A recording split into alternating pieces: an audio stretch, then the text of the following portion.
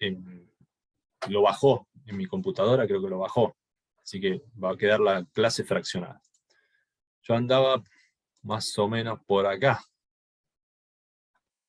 Hemos visto este gráfico, que habíamos dicho que se cumplen las 3 condiciones de equilibrio a largo plazo en este gráfico. Creo que estaba por hacer algún comentario respecto de los niveles de producción. Estaba por Profe, decir. igual Sí. yo le quería pedir si podía explicar de nuevo cuando hablaba de Q1, que iba al punto de costo marginal y costo medio, porque no lo había entendido bien. Bueno. Eh, en este nivel de producción, decía, el costo marginal es igual al precio, ¿está claro? Ahí. El precio es P1, costo marginal, la verde más clara, es igual al precio para ese nivel de producción. Pero a su vez, ese nivel de producción es el punto donde el costo marginal es igual al costo medio, donde lo cruza. Y nosotros sabemos, en la parte de costos de la empresa, que donde el costo marginal cruza el costo medio, es donde el costo medio es mínimo. Entonces, acá las empresas producen donde costo marginal igual al precio, lo que le asegura la máxima ganancia, condición de máximo beneficio. Pero a su vez el precio es igual al costo medio, porque es el punto donde el costo marginal es igual al costo medio. Por lo tanto, como el precio es igual al costo medio, el beneficio es igual a 0. Por cada unidad producida, el precio que le pagan es P1. Eso da el ingreso total. P1 por Q1 da el ingreso total. Pero ¿cuánto le cuesta en promedio producir cada unidad Q1? Y lo que me dice el costo medio. El costo medio es cuánto cuesta en promedio cada unidad. Entonces, ¿cuánto cuesta en promedio cada unidad según el costo medio? Multiplicado por Q1 es el costo total. Entonces, si el precio es igual al costo medio, los beneficios son iguales a 0. Esa es la otra condición que debía cumplirse. Creo que eso es lo que había dicho, no me acuerdo quién preguntó, si fue Franco o Martín, no me acuerdo quién Sí, preguntó. sí, yo, profe, Franco. sí. Claro, Entonces, no me había quedado claro lo de los beneficios, por eso le pedí que lo explique de nuevo. bueno, perfecto, ahora sí. Eh, Bien. entonces, cada empresa, si son todas iguales, asumiendo que todas las empresas que hay en el mercado, hay muchas empresas, tienen estas estructuras de costo, cada empresa está en este nivel de producción. Y el mercado total tiene este nivel agregado de producción, lo cual surge de multiplicar la producción Q minúscula 1 de cada empresa por el número de empresas. Entonces acá abajo, no sé si llegan a verlo, está abajo en la página, la letra N es el símbolo que usamos para número de empresas. Si hubiera 1000 empresas produciendo 100 unidades, cada una, este producto sería 100.000 unidades se producen en el mercado.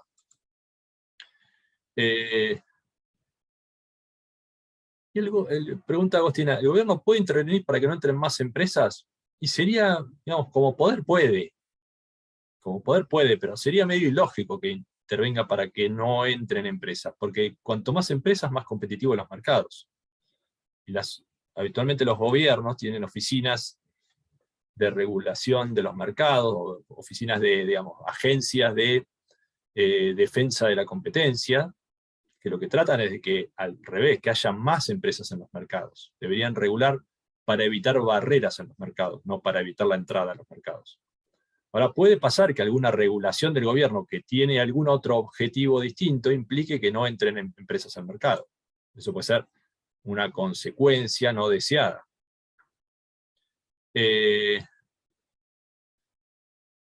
Y Valentina dice, hoy leí algo de que en Mar del Plata no dejaban abrir 3 Express. Bueno, hay veces que regulan para darle beneficios a las competidoras, ¿no? Regulan para darle beneficios a las competidoras. ¿Por qué no dejarían abrir sucursales de supermercados? ¿Estarán pensando que los comercios minoristas van a cerrar porque no pueden competir con esos supermercados? Digo yo. Yo he Igual, escuchado acá en profe, La Plata, miren, he escuchado acá en La Plata, un ejemplo que me acuerdo porque Yo de chico me crié en la zona, hoy tristemente llamada zona roja, ¿no? En el Mondongo. Yo soy del Mondongo, nací por allá, en el barrio Mondongo. Hay unos terrenos sobre 1 y 67 y 68, que era donde estaba la antigua fábrica de vela.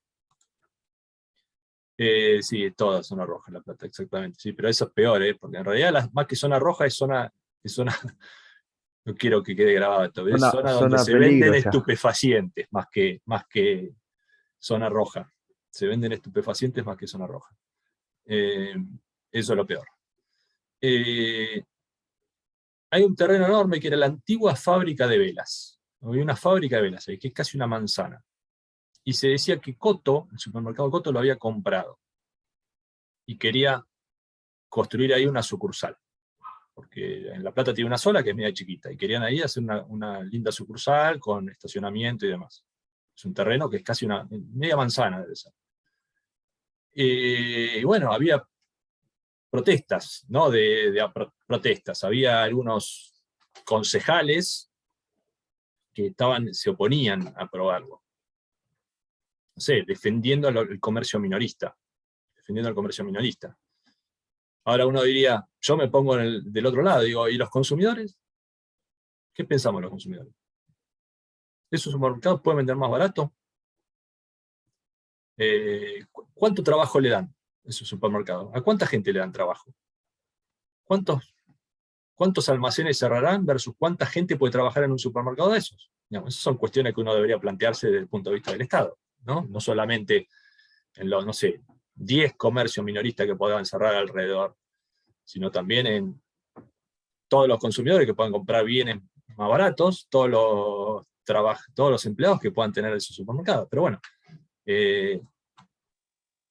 Hago una ocurren esas, pregunta, pero no, profe. digamos, ocurren pensando, digamos, son consecuencias a veces de otras políticas.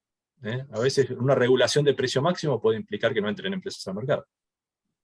A ver, Eliseo, sí que dije. O sea, yo lo que quería o preguntar era que en general no es que se le impide a las empresas tipo como instalarse, sino que generalmente se les ponen por ahí aranceles tan altos directamente que no tiene sentido que entren al mercado. Eso cuando los países tienen Bueno, ganas de bueno, molestarse no, y mutuamente, bueno, ¿no? eso puede pasar que limiten para proteger a las industrias instaladas. Eso puede pasar son Claro, sí, bueno, medidas sí, el argumento es ese. proteccionistas. Son medidas Sí, proteccionistas. Uno podría decir que capaz que desde el punto de vista del concejal, uno podría objetar, no, porque instalar un supermercado grande en esa zona puede implicar eh, caos de tránsito, congestión, alguna cuestión urbanística, que sería por ahí entendible si hubiera un buen estudio, pero yo digo, no sé, habrá 10, 20 almacenes que se podrán perjudicar, pero bueno, hay que pensar todos los beneficios que eso trae también, ¿no? Los consumidores, ni hablar, yo, miren, por parte de la zona la conozco, porque aparte la casa de mi mamá está por ahí todavía.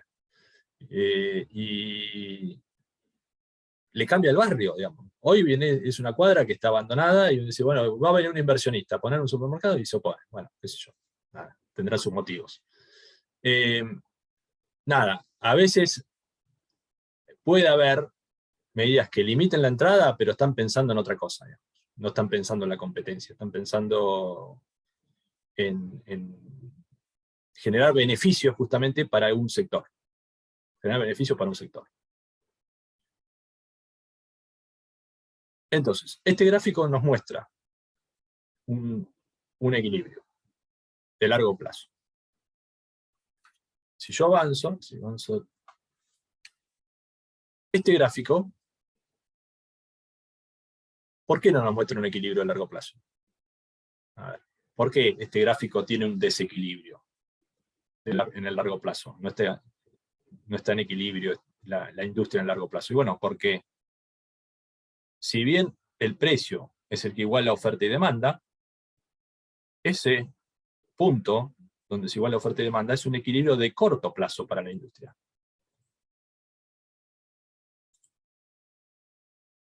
¿Estoy grabando o no? No, estoy grabando. Sí, estoy grabando. Acá lo único que tengo es para pausar. Está grabando.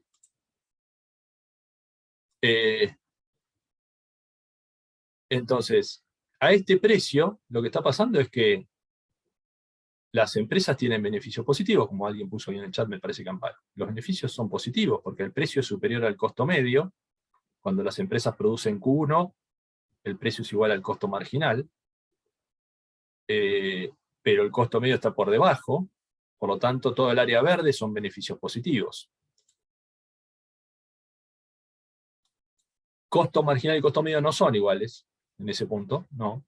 El tema es que justamente como no son iguales y el precio es superior al costo medio, los beneficios son positivos. ¿Qué va a pasar en el largo plazo? Y que van a entrar empresas. A largo plazo van a venir empresas que van a querer instalarse en el mercado. ¿Y qué es lo que va a pasar cuando entren empresas al mercado? Y que la curva de oferta roja se va a estar desplazando a la derecha. Entonces, va a pasar esto, ¿no? Voy para un lado o para el otro. La curva de oferta roja se desplaza a la derecha y se intercepta con la curva de demanda y determina un nuevo precio. ¿Hasta cuándo se va a desplazar a la derecha? ¿Hasta cuántas empresas van a entrar y van a ir desplazando la oferta a la derecha? Hasta el punto en donde haya un equilibrio, como P2, en donde el precio ha bajado y las empresas que están en el mercado tienen beneficios nulos.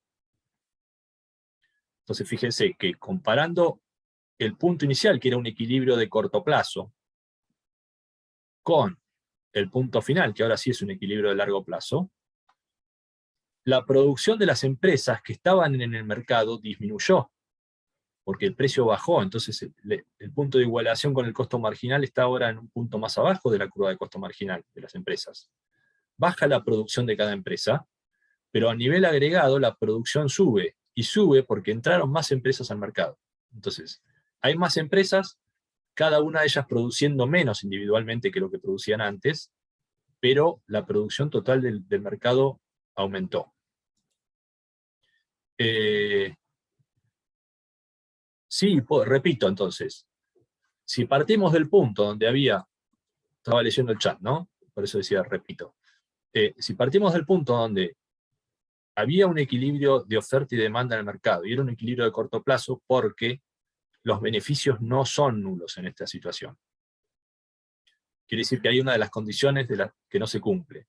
Como los beneficios son mayores a cero, hay más empresas que van a entrar al mercado. Cada una que entre, en principio va a estar produciendo Q1, pero cuando entran muchas empresas nuevas, todas produciendo Q1, la cantidad ofrecida al mercado aumenta.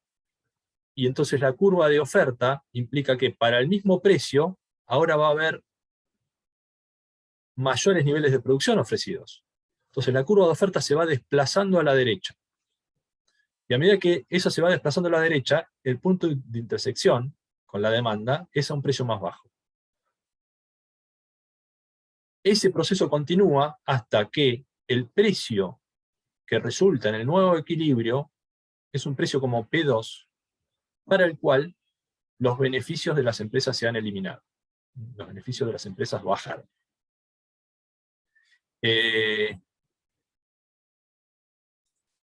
Comparando entonces ambos, el punto inicial y el punto final, es el precio bajó, como alguien puso ahí en el chat, el precio bajó, y bajó hasta el punto que eliminó los beneficios de las empresas que estaban en el mercado. Como el precio bajó, cada empresa individualmente produce menos, pero como hay más empresas en el mercado, la producción agregada es superior. Entonces, esto diríamos, los consumidores se beneficiaron, ¿no? Porque ahora pueden comprar más unidades a un precio más bajo. Esto nos da pie a decir, bueno, ¿cómo viene? A ver, Matías, sí. Matías levantó la mano. Sí, profe, sí, una pregunta. ¿El desplazamiento que hace la nueva curva de oferta, siempre se va a dar que es un poco más inclinada, o puede haber desplazamientos donde sea, digamos, entre comillas, perfectamente paralelo? Y mirá, si vuelvo para atrás, vuelvo al PowerPoint anterior, si lo tengo abierto por acá.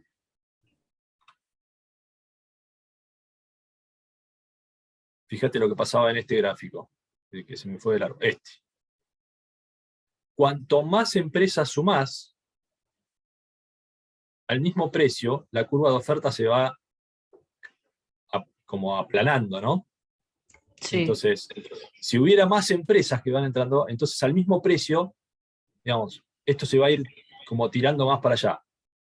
Como se va a ir aplanando un poquito. Se va a ir aplanando un poquito.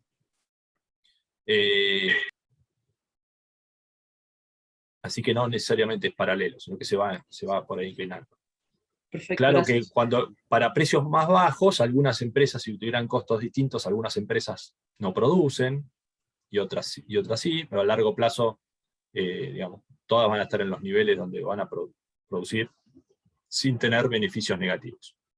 Entonces, Profe, volviendo al anterior, sí, sí, no, le quería hacer una pregunta que esta cuestión de que se ve así por las curvas de oferta y demanda de un sector que hay espacio para más empresas. ¿Es algo que las empresas tipo ven en el mundo real cuando analizan mercados? Ponele si tienen espacio para entrar, y sí, por yo creo que ejemplo. sí. Claro, claro, o sea, no es como una especie de una cosa meramente teórica, ¿no? Que se los bastardea mucho a los modelos de competencia perfecta, pero No, claro, pero si esto esto se como te puede ver. diga, Mm, a ver, uno puede decir, la competencia perfecta no existe, ok, pero claro, sí sí, pero existen los mercados que son precios aceptantes, y si el precio mm, el precio es atractivo, uno espera que, qué sé yo, si el precio del trigo está alto, por algún motivo, porque no sé, la demanda de trigo a nivel mundial mm, subió, porque son bienes que cotizan internacionalmente además, y bueno, va a haber en el mundo más producción de trigo. claro, sí, Y entonces dejo de producir, qué sé yo, a girasol y siembro trigo el año que viene. Y es claro, una empresa más produciendo trigo. Entonces, la oferta de trigo va a subir. ¿Y qué va a pasar con el precio? mm, El precio va a bajar. y va a bajar, claro. Entonces, un precio del trigo sostenido Mm, ¿no? Este precio alto sostenido durante el tiempo, donde las empresas ven que hay ganancias positivas produciendo trigo, y bueno, va a haber más chacareros produciendo trigo a futuro. claro, sí, o sea, más allá de que eventualmente los productores se avivan, ¿no? Que hay algo que pueden plantar que les da más beneficio, que por ahí yo preguntaba si se hacía efectivamente por ahí el análisis de una empresa, decir, en este mercado por estas condiciones, Yo creo estas y que sí, otras. yo creo que sí. Lo que Mm, pasa es que como nosotros no somos claro, empresarios, no lo vemos, pero el empresario está claro, por buscando eso, los mercados donde haya ganancia. Tenés que tener el claro, sí, know-how, además, ¿no? Tenés que claro, estar en sí, el sí, sí, tema. Tenés que estar en el tema. claro, tal cual, sí. Eh, y que ese know-how, ¿no? Ese saber hacer, saber Sí, sí. conocer el Mm, mercado, que no sea una barrera a la entrada, porque a veces eso puede ser una barrera a la entrada y que el mercado no sea competitivo por eso, porque se claro, necesita un conocimiento demasiado específico que pocos lo tienen. Eso puede ocurrir en algunos mercados, pero esos ya no serán mercados competitivos. claro, sí, tal cual. Buenísimo. Entonces, eh,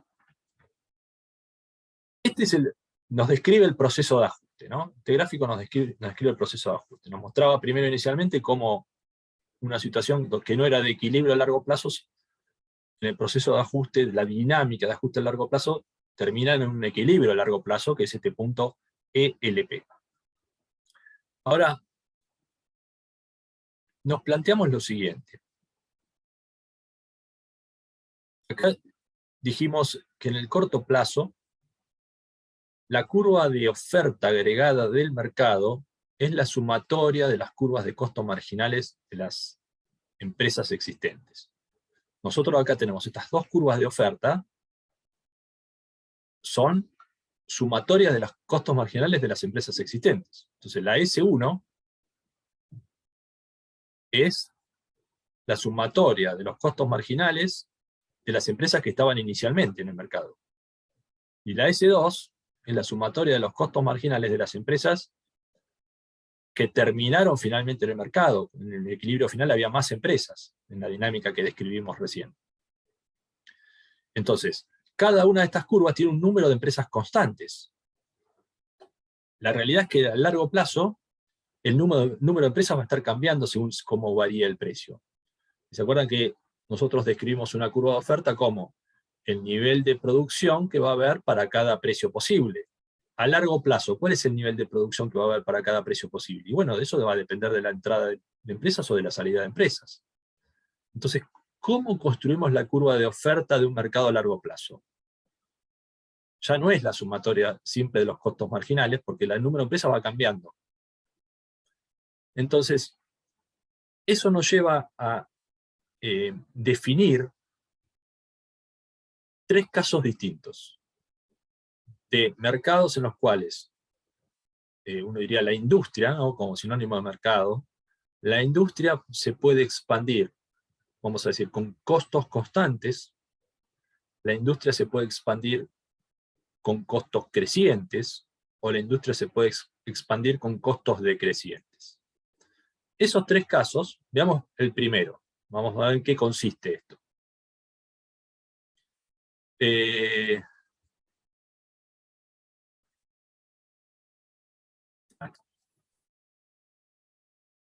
Veamos lo siguiente. Pensemos un mercado que está inicialmente en el equilibrio de largo plazo, en el punto E0LP, donde esta curva de demanda, que debe ser de 1, yo la tengo tapada, sí, es de 1, la curva de demanda de 1 se intercepta con la oferta roja S1, esa oferta roja es la sumatoria de los costos marginales de las empresas que están instaladas en el mercado en ese momento, cuando le sacamos la foto al mercado que está en equilibrio de largo plazo. Y los costos marginales de las empresas son como este verde más clarito, y tienen esta curva con forma de U en verde más oscuro, son los costos medios de largo plazo. En este equilibrio inicial, el precio es P1, y a ese precio vemos que cada empresa va a producir Q minúscula 1, en donde el costo marginal es igual al precio, pero a su vez ese precio es igual al costo medio, que es el punto del mínimo del costo medio, y por lo tanto los beneficios son nulos. Eso es lo que nos define que estamos en un equilibrio de largo plazo. ¿Qué ocurre ahora cuando el mercado crece y la demanda se desplaza a la derecha, como se ve en el gráfico del lado derecho, con la curva de demanda de 2? ¿Qué es lo que va a pasar en este mercado? Si el mercado crece, la demanda se desplaza a la derecha, y lo que va a pasar es que primero vamos a tener un equilibrio de corto plazo, como vimos en un gráfico anterior recién, que es en este punto SP. ¿Y por qué este va a ser un equilibrio de corto plazo? Y porque con las empresas que hay en el mercado, todo lo que puede pasar es que, dada esta demanda, con las empresas que hay en el mercado, está la curva de oferta agregada del mercado con las empresas existentes, el precio tiene que subir. Y el precio sube porque las empresas tienen costos marginales crecientes. Entonces cada empresa va a producir ahora Q2, y cuando produce Q2 al precio P2, tienen beneficios positivos dados por el rectángulo verde. Entonces, en el corto plazo está pasando es que sube la producción de la industria para equiparar, digamos, equilibrar con la nueva demanda que se ha expandido, y sube gracias a que el precio subió, ¿no? El precio subió, las empresas que están en el mercado pueden abastecer a la demanda creciente en la medida que el precio suba, porque ellos tienen costos marginales crecientes.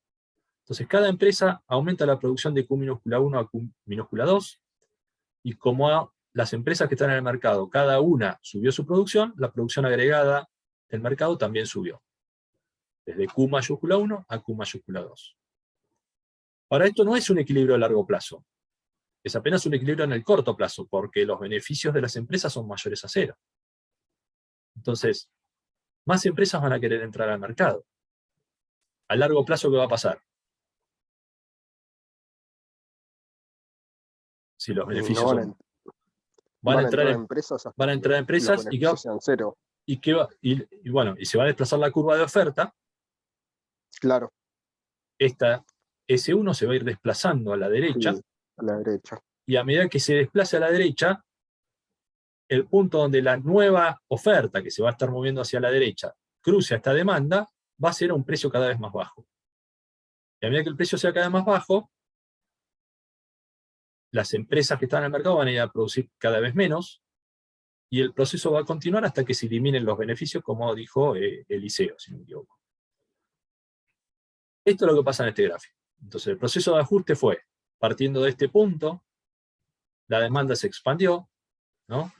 Se expandió, el primer movimiento es sobre la curva de oferta original, el precio sube, como el precio subió, los beneficios son positivos, nuevas empresas entran al mercado, la demanda se desplaza, perdón, la oferta se desplaza a la derecha, y ahora el movimiento es descendente sobre esta curva de demanda hasta este nuevo equilibrio E1-LP, donde el precio ha vuelto al nivel original, cada empresa produce lo mismo que producía originalmente, pero a nivel agregado, la producción subió desde Q mayúscula 1 a Q mayúscula 3. Y la explicación es, no que cada empresa individual subió la producción, sino que hay muchas más empresas en el mercado, cada una produciendo Q minúscula 1, pero ahora cuando lo multiplicamos por un número de empresas n superior, nos da este nivel agregado.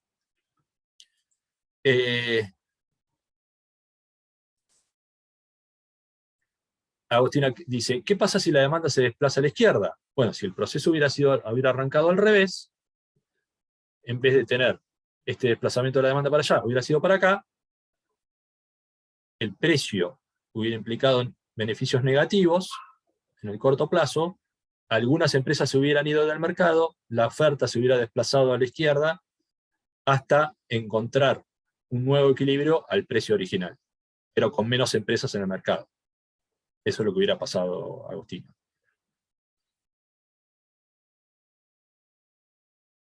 Ahora, ¿qué supone este gráfico?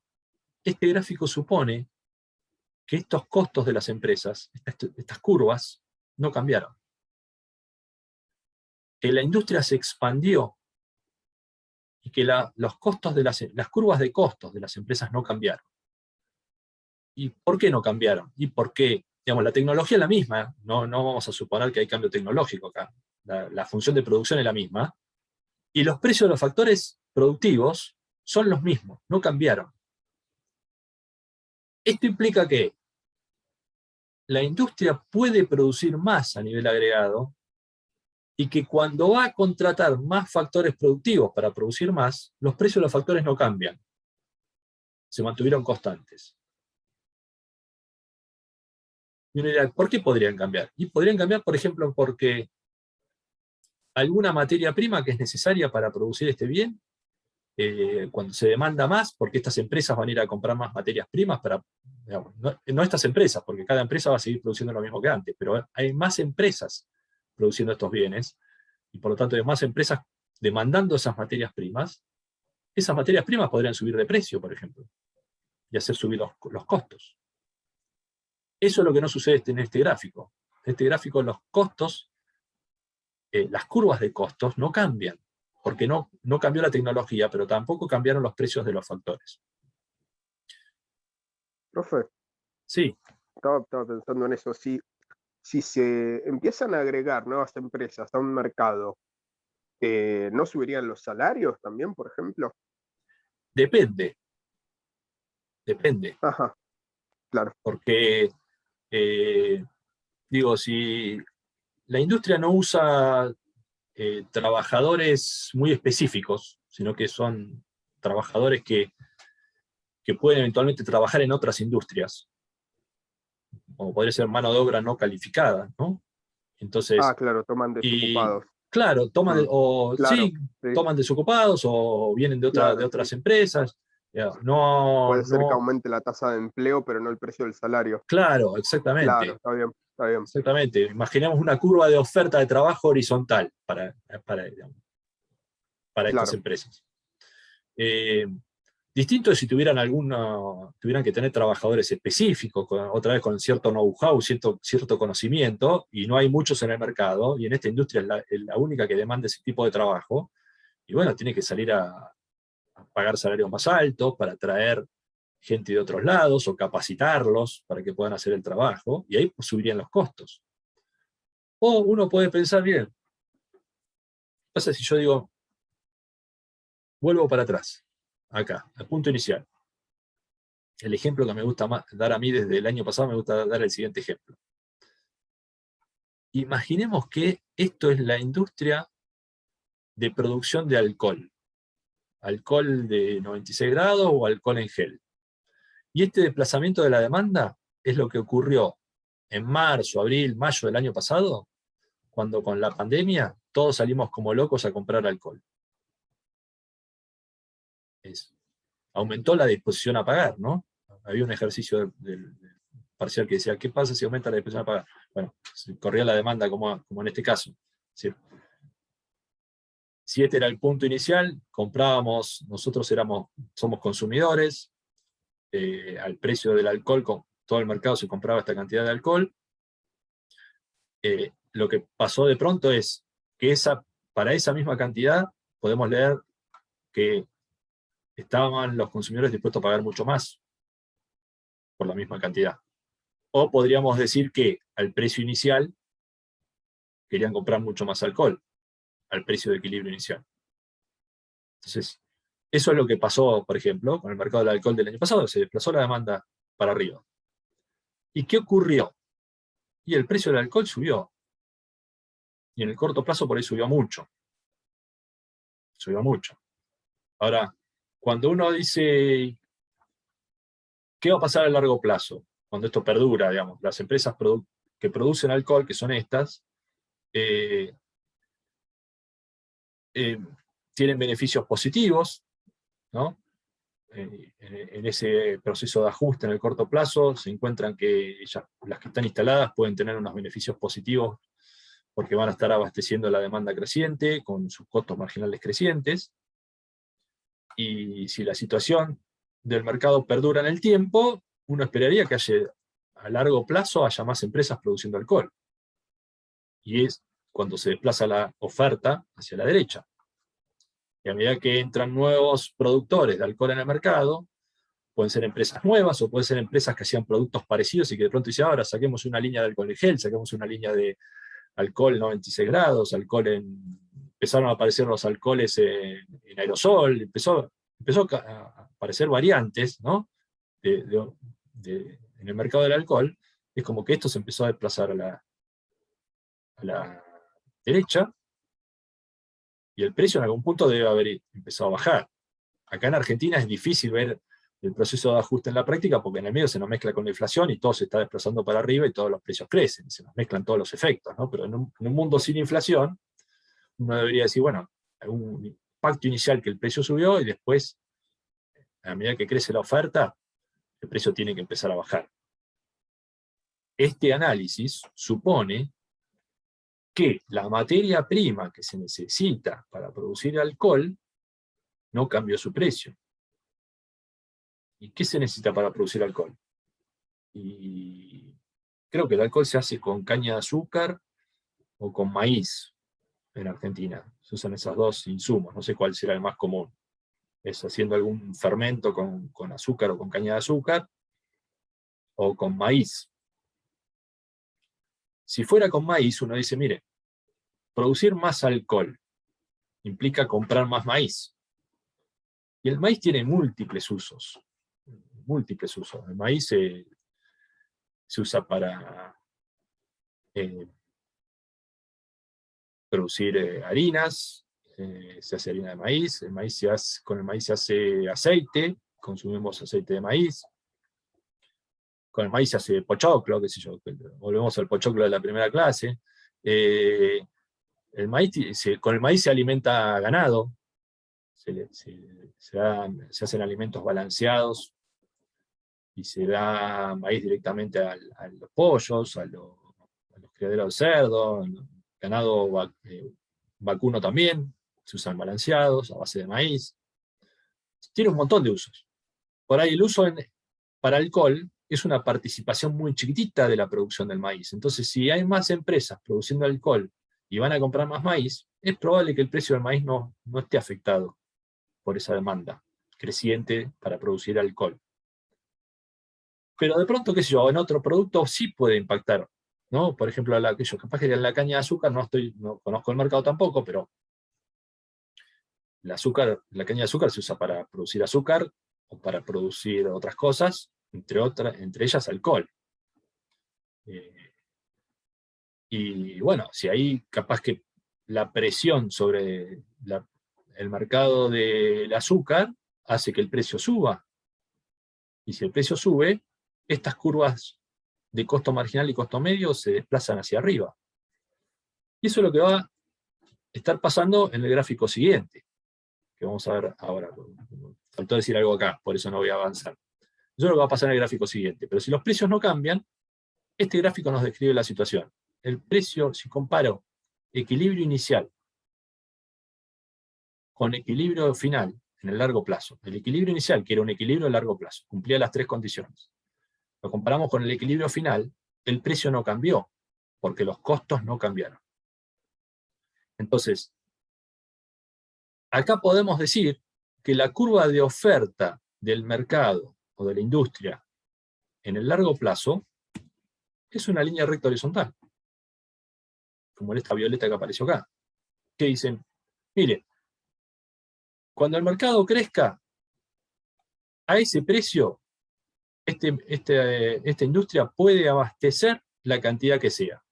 Porque eventualmente en el corto plazo el precio podrá subir cuando el mercado crece, pero eso hará que nuevas empresas entren y van a entrar hasta el punto donde el precio vuelva a ser el original. Entonces, la curva de oferta agregada de largo plazo en los mercados perfectamente competitivos, cuando la industria se expande con costos constantes, es horizontal, es infinitamente elástica. Cosa que no va a pasar cuando la presión sobre los precios de las materias primas hagan que los costos suban. Profe, tengo Sí, una pregunta antes de sí, pasar. sí, Franco. Porque Ahí voy por nosotros eso. tenemos que P1 en Q1, ¿no? Estamos diciendo Sí, que el precio es igual al costo medio, acá. que es igual al costo marginal. Sí, Claro. ¿Y eso no sería también igual al ingreso medio, que es igual al ingreso marginal? claro. Sí. Ah, está Ingreso bien. medio igual a ingreso marginal igual a precio. Claro, sería todo lo mismo ahí. En ese punto sería En este ingreso medio, punto es ingreso todo marginal. igual. Claro. En este punto todo Bien. igual. Todo igual, exactamente. Bien, porque como no estaba expresado, ¿viste? Llegué a la conclusión de que ahí es todo igual. Claro, para las empresas competitivas, el precio es siempre igual al ingreso marginal, que a su vez es igual al ingreso medio. El precio siempre va a ser el ingreso medio de todas las empresas, para el monopolista también. Porque vos decís, mirá, el ingreso total, ¿qué es? El precio por la cantidad. El ingreso medio, ¿qué es? El ingreso total dividido la cantidad. Si yo tengo P por Q dividido Q, el ingreso medio es siempre el precio. Siempre es el precio. Ahora, en competencia perfecta, a su vez, son iguales al ingreso marginal. Una unidad más, ¿cuánto le genera de ingreso a la empresa? El precio. El precio que hay en el mercado, que no cambia. Para la empresa no va a cambiar, porque si produce una unidad más, no cambia el precio de equilibrio. Y en este punto, como bien dijiste, es donde costo marginal es igual al costo medio. Y si se cumple la condición costo marginal igual a precio, entonces el precio es igual al costo medio también. Bien, sí, sí. Eso nomás. Bien. Entonces, ahora, ¿qué pasa cuando el precio de las materias primas o de los factores productivos que usan podría ser el salario también? Salario, como hoy preguntaba Eliseo, ¿puede ser que los salarios suban? Sí, puede ser. Puede ser que los salarios suban como consecuencia de que la producción de la industria crece y demanda más trabajadores y sube el salario de los trabajadores de esa industria. Entonces, esto es lo que va a pasar cuando suben los precios de los factores productivos y afectan los costos de producción. La curva de costo medio punteada y la curva de costo marginal punteada son los nuevos costos, las nuevas curvas de costo medio y marginal, cuando subieron los precios de los factores productivos o de la materia prima que utiliza la empresa para producir este bien. El punto inicial era E0LP, la demanda se expandió, como vimos hoy. Este es el punto de equilibrio de corto plazo, donde el precio P2 y la estructura de costos inicial, las empresas que están en el mercado aumentan su producción a Q2 y obtienen una ganancia positiva. Pero ahora empieza el proceso de ajuste a largo plazo, donde empiezan a entrar empresas nuevas, atraídas por esos beneficios positivos. Esa curva, o esa, digamos, recta, si quieren, S1, se va desplazando a la derecha a medida que nuevas empresas entran. Pero cuando nuevas empresas entran, se demandan más factores productivos por parte de esta industria, y si los precios de esos factores suben, o de algunos de ellos suben, costos medios y costos marginales se van desplazando hacia arriba. Entonces, el proceso de entrada se detiene antes ahora, para un precio como P3, porque ahora el precio que va a igualar, o que va a eliminar los beneficios, que se va a igualar con el costo medio en su punto mínimo, y que va a eliminar los beneficios, es un precio más alto, porque los costos de las empresas son más altos. Entonces, si este era el equilibrio inicial S0LP, con cada empresa produciendo Q minúscula 1, y a nivel agregado se produce Q mayúscula 1, ahora al final se termina en este punto E1LP, este equilibrio de largo plazo nuevo, donde subió la producción agregada, pero también subió el precio.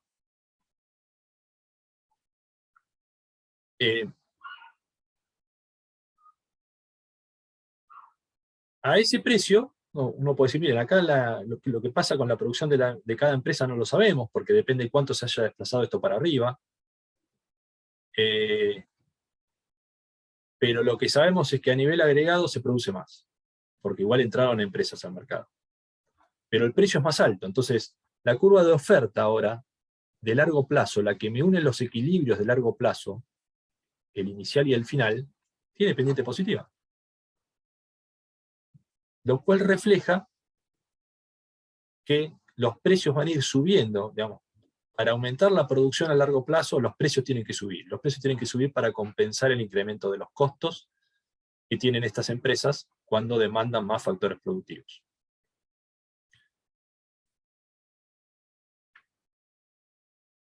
Esto a veces se menciona en algunos libros. Esto, digamos, en el libro de Pindig y Rubenfeld lo dice como el caso de la industria que se expande con costos crecientes, ¿no? La industria que se expande con costos crecientes. Porque las curvas de costos medios y marginales de las empresas se van desplazando para arriba. En algunos libros se refiere a el caso de, uno lo podría titular como deseconomías externas a las empresas. Un caso de deseconomías externas a las empresas, pero internas a la industria. ¿Se acuerdan qué significaba el término deseconomías que habíamos visto nosotros hasta ahora? Hablábamos de deseconomías de escala en los costos de las empresas, ¿se acuerdan? ¿Qué significaba eso? ¿Quiere decir que gana menos a medida que produce más? No, no quería Más o decir menos eso. lo estoy definiendo mal. Sí, Las deseconomías, nosotros conocíamos el término deseconomías de escala. claro. ¿Qué quería decir eso? A ver si alguien se acuerda. Que si aumentaba su producción en un porcentaje, por ejemplo, un 10%, cuando los costos... No, hay... Para me retiré. Que cuando aumentaba su producción... Seguí. No, decía que cuando aumentaba su producción, no me acuerdo si eran los costos o las ganancias, aumentaban menos de ese 10%. Los costos aumentaban más. Los costos. Si hay Es lo opuesto a la deseconomías, economía de escala. O sea, es lo opuesto a las economías de escala. opuesto, y en este gráfico la veíamos, economías y deseconomías de escala. En el gráfico de la izquierda, ¿cómo lo vemos? Si miramos las curvas de costos de acá, las de costo medio.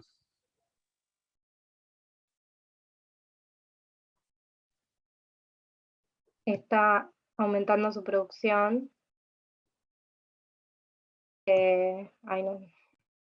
Claro, pero es como que aumenta, es como que se va subiendo y va subiendo a medida que aumenta Q. ¿Qué va subiendo? El costo medio. El costo medio. Claro, eso Claro. era. Las deseconomías de escala eran el cambio, qué pasaba con los costos medios de largo plazo cuando la empresa aumenta la producción. Y si hay deseconomías de escala, los costos medios van creciendo. Y lo que Claro, quería ahí está. decir Egle, y no le salía, es que si la producción aumentaba 10%, el costo total aumentaba más que el 10%. Entonces, si el costo total aumenta más que la producción en proporción, el costo medio es creciente, el costo por unidad es creciente. Entonces, en este tramo hay deseconomías de escala. Y en este tramo hay economías de escala. Pero esto es dentro de la misma curva de costo medio de largo plazo. Es lo que pasa es interno a la empresa. La empresa, si aumenta la producción, el costo medio primero es decreciente y en esta parte tiene economías de escala. Y en algún punto alcanza el mínimo. Y después después de que alcanzó el mínimo, si sigue aumentando la producción, empieza a tener deseconomías de escala. Eso es interno a la empresa, depende de cuánto produzca la empresa.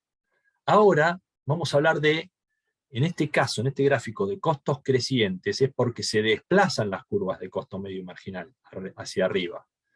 Y esto es producto no de la acción de una empresa individual, sino de la acción de todas las empresas que van entrando al mercado y hacen subir los precios de los factores productivos.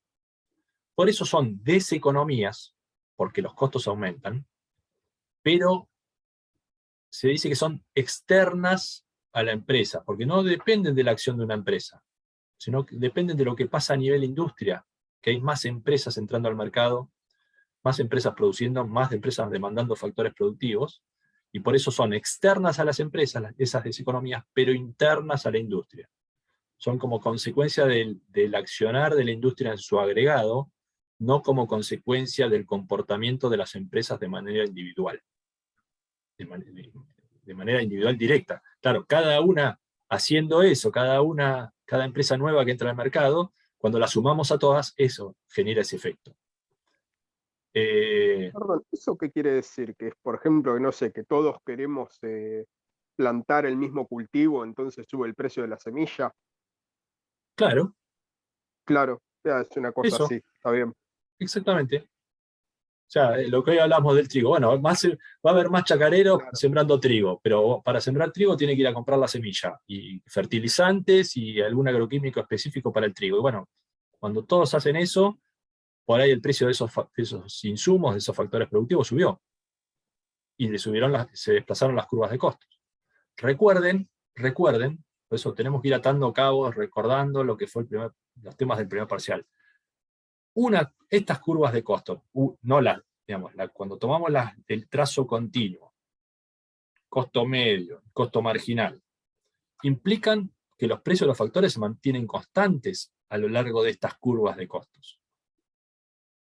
Nosotros decíamos, ¿cómo construimos esto? ¿Se acuerdan? Decíamos, bueno, si tenemos la función de producción, cantidad de factores productivos que permiten determinados niveles de producción, dado los precios de los factores, dado W, dado R, constantes, ¿cuáles son los costos mínimos de alcanzar cada nivel de producción con los precios de los factores constantes? Ahora estamos diciendo, ¿y si los precios de los factores cambian?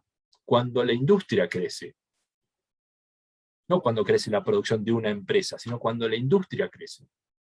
Bueno, los costos se pueden incrementar, por ejemplo, desplazarse hacia arriba.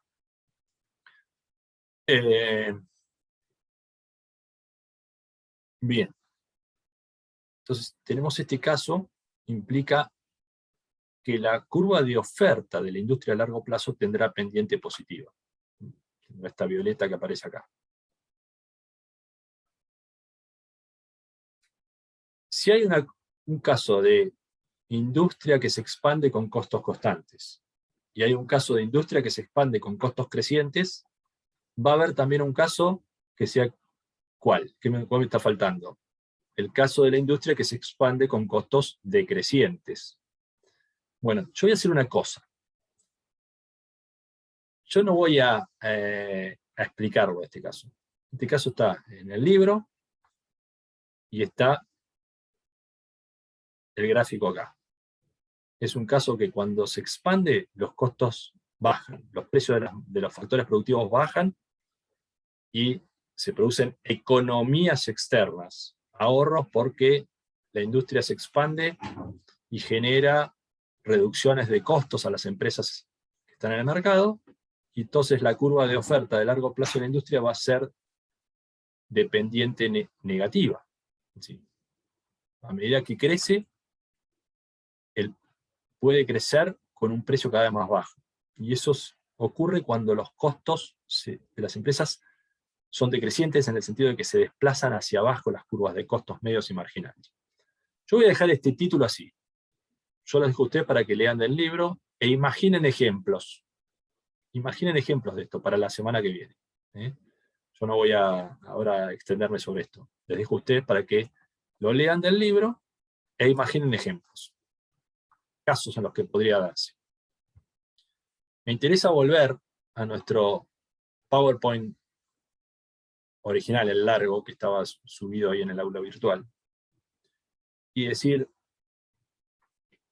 todas estas herramientas nos sirven para después volver a nuestro análisis básico de oferta y de demanda.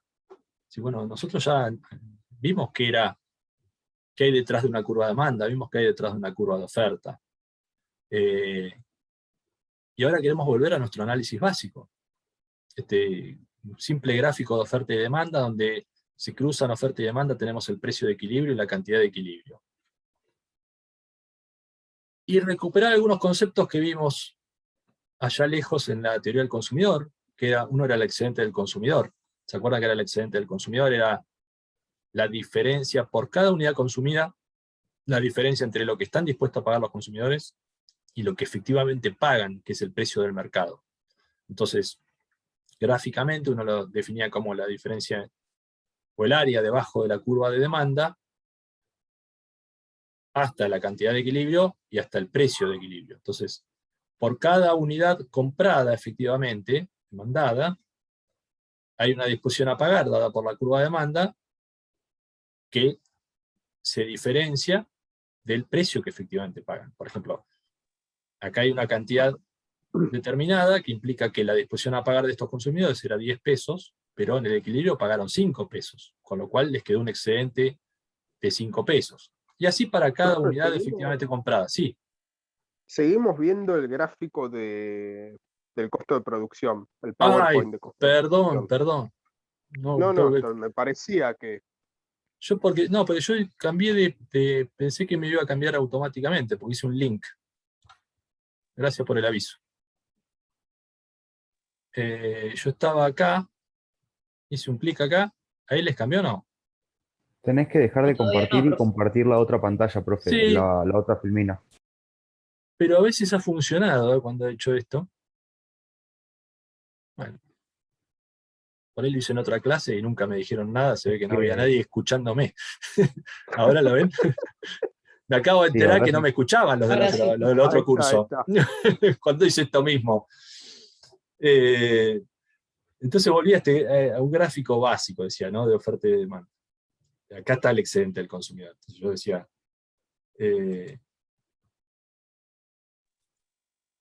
Ahora de golpe la explicación tiene sentido. Ahora tiene sentido, sí. Los del otro curso no deben haber entendido nada. Nunca me dijeron nada, para mí que no estaban, tenían la cámara ahí.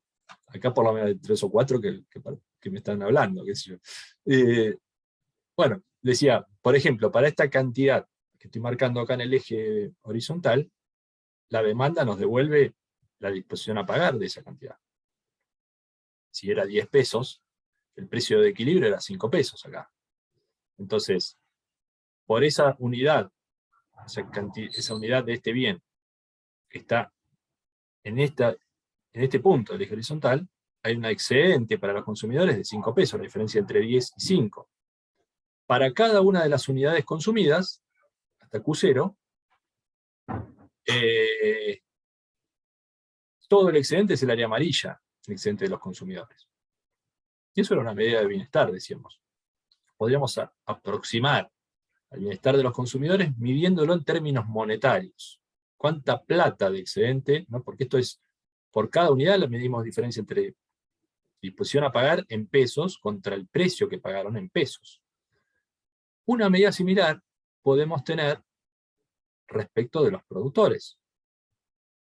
Llamamos excedente del productor. La curva de oferta, que tiene detrás los costos marginales de las empresas, nos dice cuál es el precio que estaban dispuestos a aceptar por cada unidad producida. Ahora, al precio de mercado, tomando el precio de mercado para cada unidad y comparándolo con el precio que estaban dispuestos a aceptar, nos da para esa unidad un excedente del productor.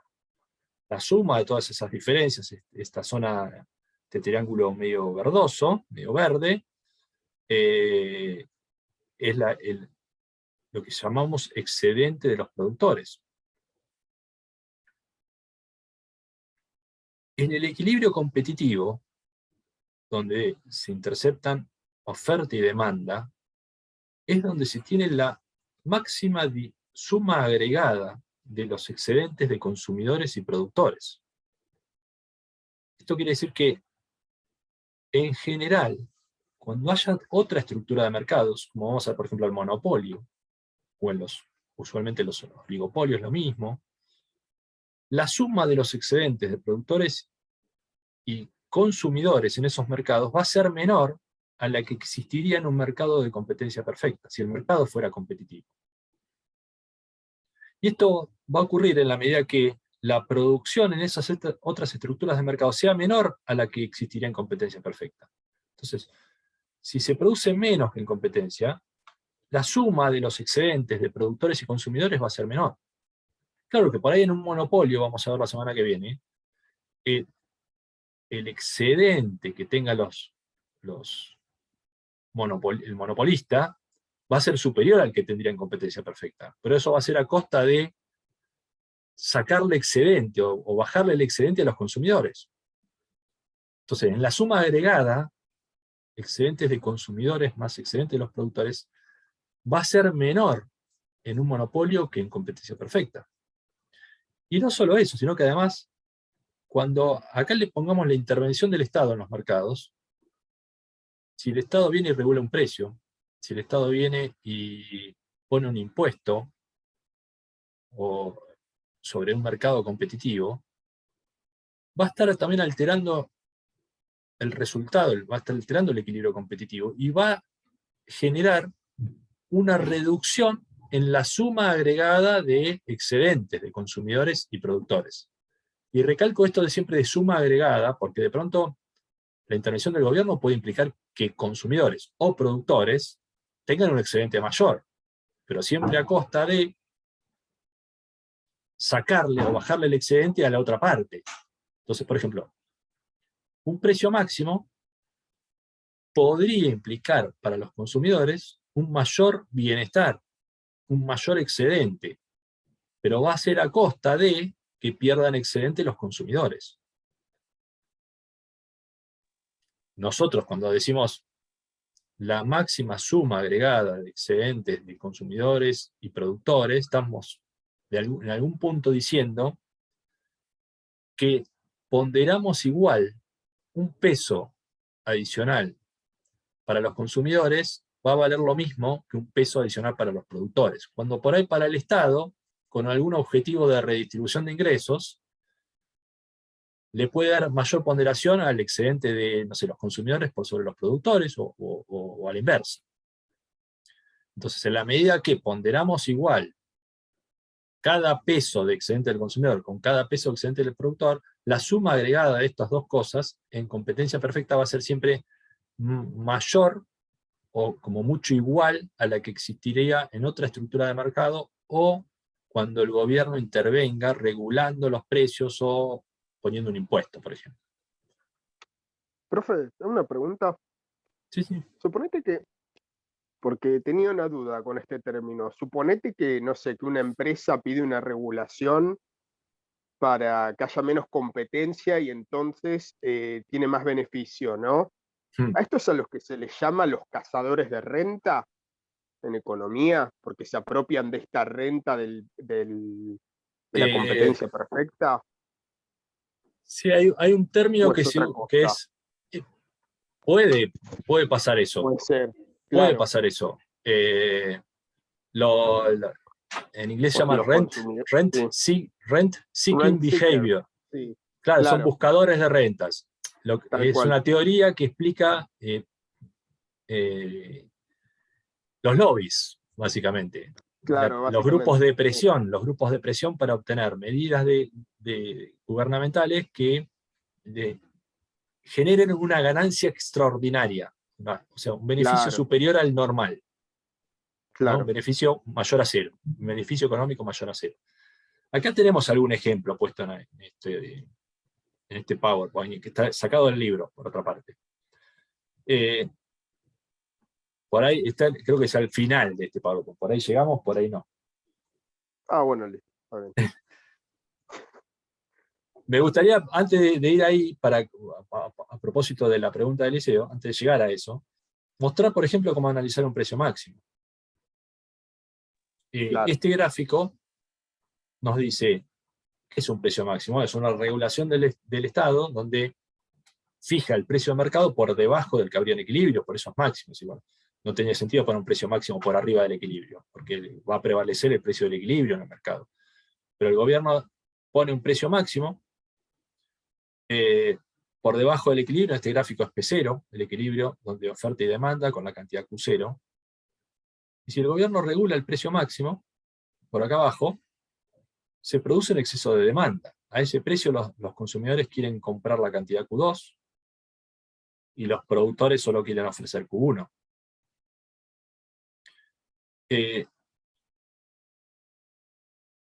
Esa diferencia, ese exceso de demanda, se manifiesta en el mercado con la escasez del producto. Si uno como consumidor va al mercado a querer comprar a ese precio y no lo encuentra el producto. Es bastante normal que pasen esas cosas cuando hay, no sé, les habrá pasado de ir al supermercado y donde tendría que estar el precio cuidado, no está el producto. Pasa seguido No, eso. con el ejemplo que dio usted, profe, del alcohol, básicamente, que no había alcohol al principio. Claro, pero eso por ahí no había, porque qué sé yo, no, la producción tardó en responder en el momento de Ah, claro. lo que estaba en Sí, sí. góndola. Ahora, distinto es si decimos, mira, el Estado en ese momento decía, vamos a poner un precio máximo al alcohol. Entonces, yo ahí les Tenían preguntaría, ganas. ¿tenían ganas? No sé si no lo llegaron a hacer, Tenían ganas, sí. pero yo les digo, vuelvo a ver, ahora sí voy a compartir esto y voy a volver para atrás. Están viendo que volví al otro PowerPoint. Este sería el caso donde el equilibrio inicial es 0 LP, el precio sube porque salimos todos a comprar alcohol, y el gobierno viene y dice, no, que el precio del alcohol sea el mismo que había antes, tiene que ser el precio máximo P1. Entonces este P1 se transforma en el precio máximo, cuando la demanda ya creció. ¿Qué es lo que va a pasar en este mercado? ¿Cómo ajusta? Y si tienen que vender a este precio, van a seguir produciendo Q1 minúscula, y el agregado va a ser Q mayúscula 1. Y la gente va a querer comprar toda esta cantidad a ese precio, y no la va a encontrar. ¿Y se va a producir el proceso de ajuste de que nuevas empresas entren al mercado? Y difícil. No tan No, rápido, por lo claro, menos. no va a entrar porque el precio No, no regulado, van a los entrar. beneficios son nulos. Matías dice, no, claro, porque al precio regulado los beneficios son nulos. Entonces, nada, va a haber un desequilibrio en el mercado, donde al precio regulado, esto es lo que se va a ofrecer, con las empresas que había en el mercado, cada una produciendo lo mismo que producían antes, y la gente va a querer comprar esta cantidad. Sí, Q3. Va a querer comprar esa cantidad y no la va a encontrar. Entonces, ahora vuelvo acá. ¿Qué es lo que pasa típicamente ahí? Y bueno, la respuesta a veces del Estado es decir, bueno, tengo que racionar. Tengo que racionar. El alcohol va a ser Yo quería comprar 1 litro, me van a dejar comprar solamente un frasquito de 250 cuando voy al supermercado. Regulado, uno por familia. Y el otro día creo que les dije, Como pasó con el aceite también en su momento, con el no hace aceite. El otro mucho. día fui a Walmart, les dijo en la clase el martes pasado fue, y les contaba justo. Fui a agarrar la leche, que es la de precios cuidados, que estaba a 59 pesos, y me pude llevar 4 sachets. Y yo por ahí compro de a 6 o 7, porque me dura toda una semana, con mi hija que toma, y se toma 1 litro por día en casa. Y bueno, tuve que comprar 4. porque hay un racionamiento. Es la forma de administrar la escasez, el racionamiento. Ahora sí, eso implica que entonces los consumidores quieren comprar esta cantidad, pero no pueden. ¿Cuánto van a comprar? Van a comprar lo que haya en el mercado, que es Q1. Y si Q1 es lo que hay en el mercado, la disposición a pagar de ellos está acá arriba. Muy por arriba del precio máximo, y muy por arriba del precio que habría en el equilibrio sin intervención del Estado. ¿Qué pasa con el excedente de los consumidores? Y los consumidores tienen su excedente dado por todo el área de abajo de la curva de demanda, hasta el precio, ese era el excedente original. Con el precio máximo ahora es el área de abajo de la curva de demanda, hasta la cantidad que efectivamente compran Q1, hasta el precio máximo. Entonces, el área B es parte del excedente que tenían los consumidores y que ahora no lo tienen más. Producto de que consumen menos, porque antes consumían Q0, con el precio regulado consumen Q1. Y el área A es la ganancia de excedente de los consumidores, porque por la parte que siguen consumiendo, que es hasta Q1, en vez de pagar P0, pagan el precio máximo. Entonces toda esta área A es ganancia de excedente de los consumidores, y el área B es la parte que perdieron de excedente de los consumidores. En este gráfico vemos que A es mayor que B, visualmente, ¿no? El área, esto en plata, esto representa A, representa más que el área B. Y uno diría, bueno, los consumidores podrían estar ganando bienestar con esta política. ¿Y qué pasa con los productores? Si el excedente de los productores es el área debajo del precio, P0, el original, hasta la curva de oferta, que hay un triángulo imaginario, que era todo el excedente de ellos, pero ahora el precio que reciben es Pmax. Y van a producir Q1. Entonces el excedente va a ser este triángulo blanco. El excedente de los productores. Quiere decir que pierden C y pierden A. El área C la pierden porque baja la producción. Y el área A la pierden porque lo que siguen vendiendo, ahora lo venden a un precio más bajo. Y el área A termina siendo entonces una transferencia de ingresos, una redistribución de ingresos desde productores a consumidores. ¿Cuánto es el excedente agregado de consumidores y productores? Bueno, si antes de la política era todo el triángulo entre la curva de demanda y la curva de oferta, ahora es el área debajo de la demanda hasta Q1, hasta la curva de oferta y hasta acá abajo. Es un trapecio esto, ¿no? Entonces, dentro de todo ese excedente agregado, los productores perdieron. Los consumidores parece que ganaron, porque A es más que B. Pero la parte que ganaron, no la ganaron en forma neta, sino que es algo que lo recibieron como una transferencia desde los productores. No se incrementó el bienestar general, sino que bajó el bienestar de los productores para que los consumidores tengan mayor bienestar. Y B y C son pérdidas irrecuperables de eficiencia, generadas por la política.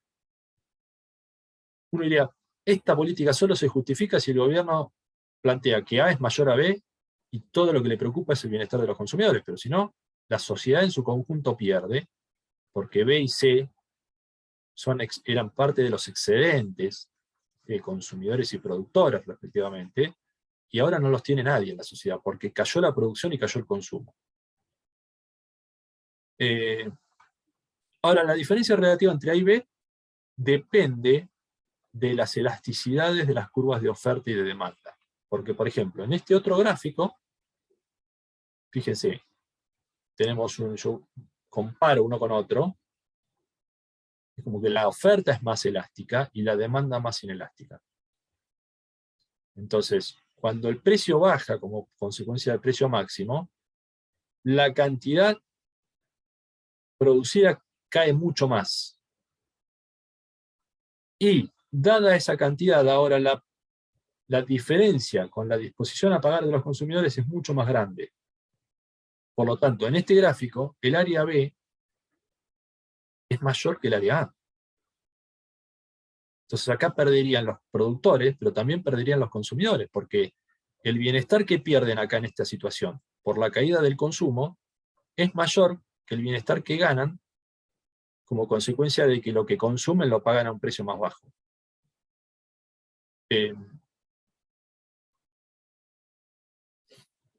Bien.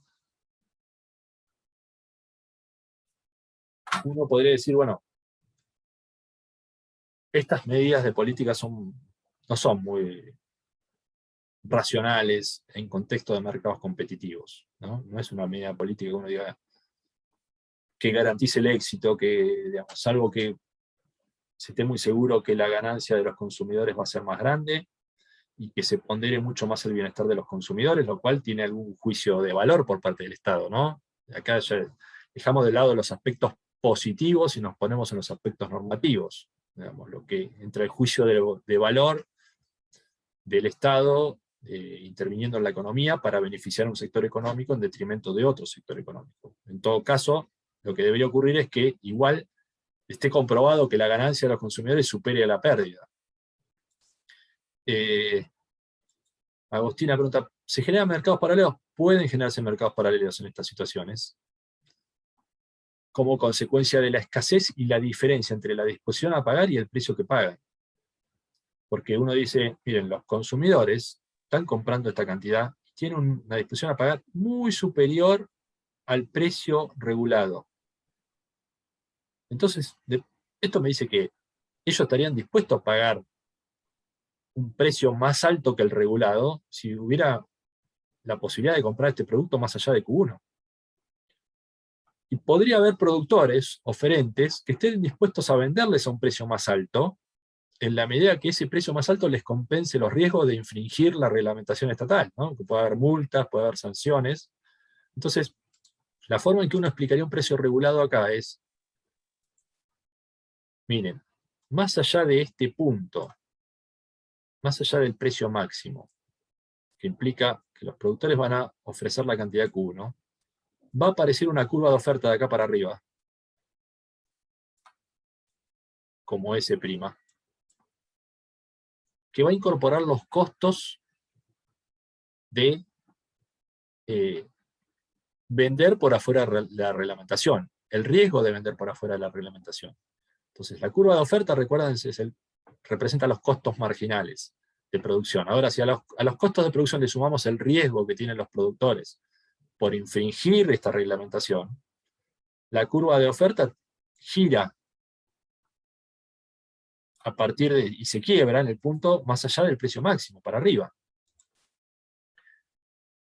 Claro, sería ilegal, digamos, ¿no? Como dice Matías, es infringir las reglamentaciones, vender más allá del precio regulado, que podría ser una cuestión ya de ilegal, según la reglamentación estatal.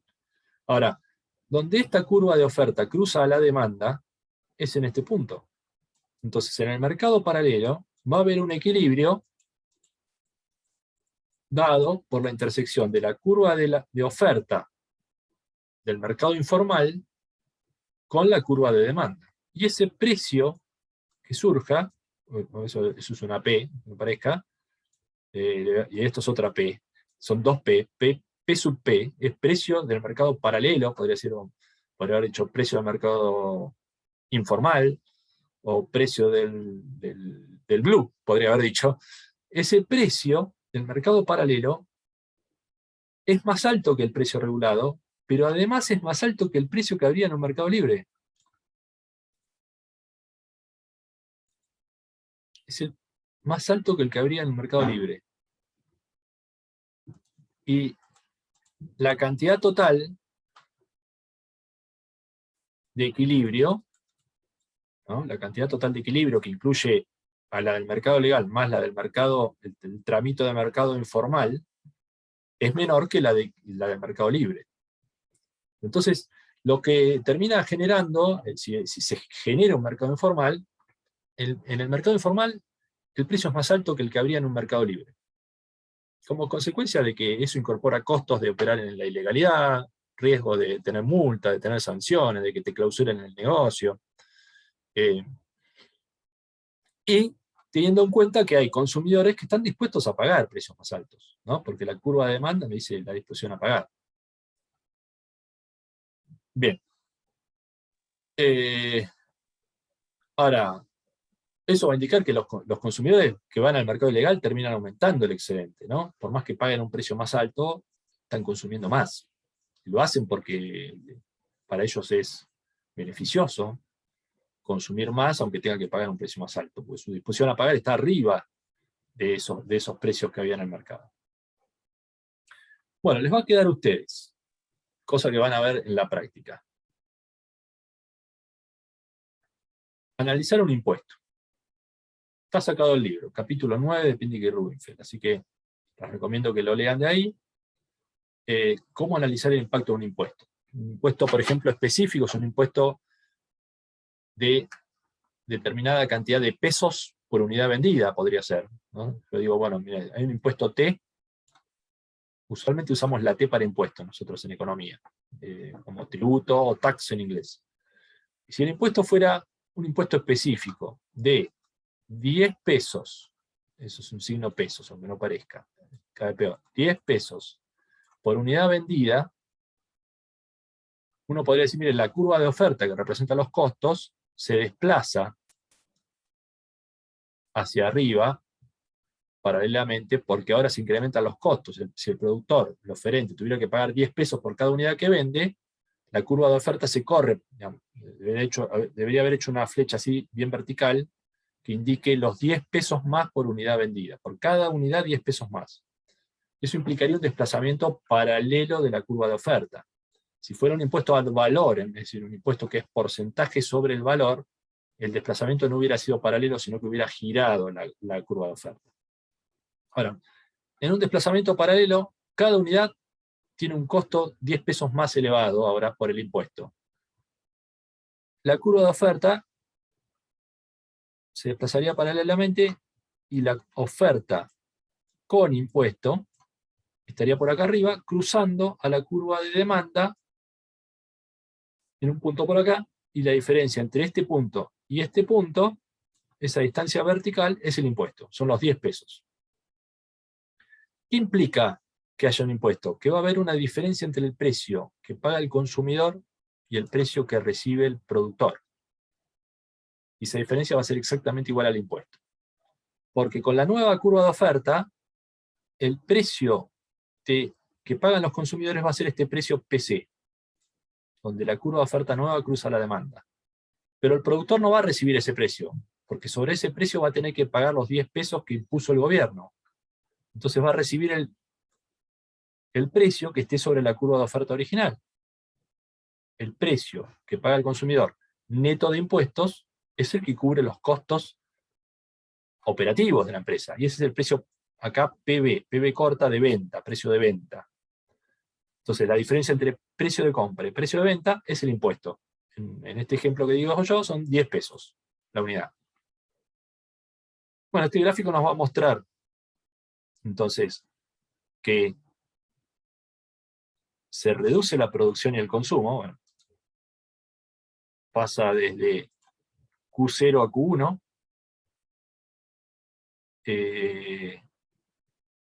Y que el gobierno va a recaudar acá un impuesto que está dado por las áreas A más D, porque por cada unidad que ahora se produce, Q1, que se vende, multiplicada por los 10 pesos de diferencia entre precio de compra y precio de venta, da todo este rectángulo azul más amarillo, el área A más el área D, que es la recaudación del gobierno. Si el gobierno recauda estos dos rectángulos, esos dos rectángulos eran parte del excedente de consumidores, el área A, y el excedente de los productores, que era el área D. Entonces, el área A es la parte del impuesto que termina recayendo en los consumidores, y el área D es la parte del impuesto que recae efectivamente en los productores. Las áreas B y C son pérdidas irrecuperables de eficiencia. El área B era excedente de los consumidores, que ahora se reduce porque consumen menos. El área C era excedente de los productores, que ahora se reduce porque producen menos. Entonces esa es la pérdida irrecuperable de eficiencia que genera el impuesto. La suma de excedentes antes del impuesto era toda el área abajo de la curva de demanda hasta la curva de oferta. Y ahora es el área de abajo de la curva de demanda hasta Q1 y hasta la curva de oferta. O sea, si ese B y C es lo que se pierde del excedente. Por eso decíamos, con el equilibrio competitivo libre se alcanza la máxima suma de excedentes, con el impuesto se produce una pérdida. Productores y consumidores pierden más que B y C, porque una parte de sus excedentes termina como en manos del gobierno, en términos de recaudación impositiva. ¿Cuánto cae sobre consumidores y productores? Depende de las elasticidades de las curvas de oferta y de demanda, como nos muestra este gráfico. También sacado del libro. Fíjense, gráfico de la izquierda, la demanda es relativamente inelástica, el impuesto recae principalmente en consumidores. Gráfico de la derecha, la oferta es relativamente inelástica comparada con la demanda, el impuesto recae principalmente en productores. Entonces, según si la demanda es más inelástica que la oferta, o la oferta es más inelástica que la demanda, es cómo se traslada el impuesto, cómo incide el impuesto en consumidores o productores, ¿no? Cuanto más inelástica la demanda, más recae en consumidores. Cuanto más inelástica es la oferta en relación a la demanda, más recae en los productores, los oferentes. Bueno, acá vamos a cortar. Ahora sí, acá cortamos. Me queda. Esto lo van a tener que ver más profundidad ustedes, que lo van a ver en la práctica también. Y me queda el caso, a propósito de la pregunta que había hecho Eliseo hoy, de regulación en cantidades, cómo esto puede afectar, cómo puede generar rentas extraordinarias a los productores. Cuando se restringe la oferta, eso genera ganancias extraordinarias para los productores, para los oferentes. Yo voy a retomar a esto la semana que viene, y esto me va a dar el puntapié para hablar de monopolios.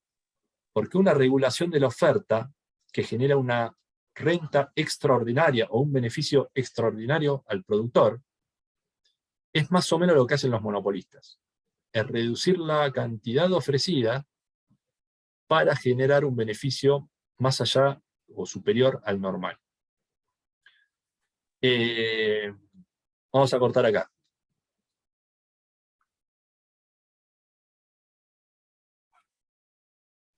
Bueno, profe, gracias. Llegué con los datos, estoy viendo. Yo pensé que se me... Digo, a ver si estoy hablando y no me escucha nadie y se me acabaron los datos. Yo tengo si tiene tiempo, tengo una pregunta Sí. sobre el examen yo. No, quería saber si también el segundo parcial iba a tener este mismo formato.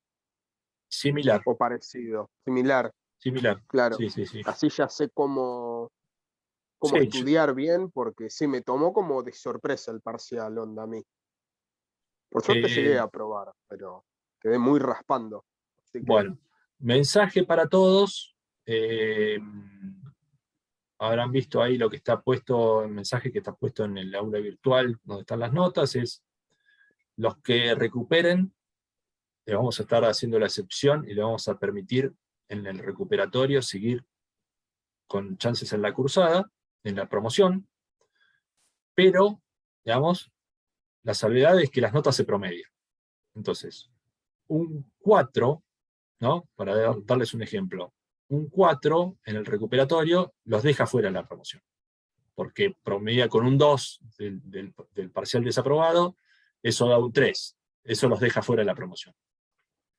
Un 6 los deja con posibilidades de la promoción, porque un 6 promediado con 2 da un 4, que no llega al promedio que se necesita, pero si ustedes después compensan con los test de lectura, con el segundo parcial, tienen chances.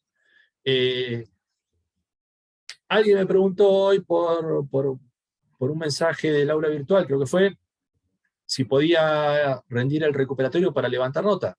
Pueden rendir el recuperatorio para levantar nota, pero sepan que se promedia.